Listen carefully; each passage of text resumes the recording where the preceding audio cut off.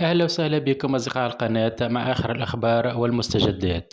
لكن قبل البداية رجعنا أصدقائي تفضلوا بالاشتراك وتفعيل الجرس باش يوصلكم كل جديد وباش نبقاو باتصال مع بعضنا إن شاء الله.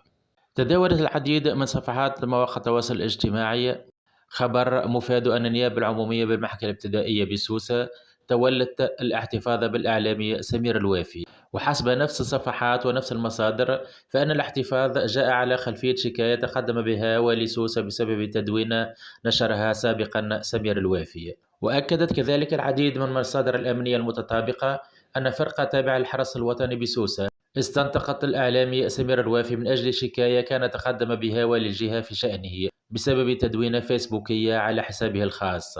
وبعد استشارة النيابة العمومية بالمحكمة الابتدائية بسوسة أذنت هذه الأخيرة بالاحتفاظ به على ذمة الأبحاث إلى حين عرضه على القضاء وفق ما نقله عدد المراسلين بالجهة. وحسب بعض التسريبات فإن التدوين المنسوب لسمير الوافي كان قد قال فيها: انتقم بالنجاح، ورد الانتصار، واقهر بالتفوق، فلا شيء يعذب أعداءك أكثر من ذلك. وللتذكير فإن سمير الوافي قد صدر في حقه منشور تفتيش تنفيذا لمضمون حكم جزائي غيابي صادر عن محكمة الاستئناف بتونس كان قد قضى بسجنه لمدة 6 أشهر. ويتعلق هذا الحكم الغيابي بقضية رفعتها ضده مريم بن مامي على خلفية تسريبات تم تداولها على مواقع التواصل الاجتماعي اعتبرتها الشاكية أن فيها هتكا لعرضها ومسا من شرفها.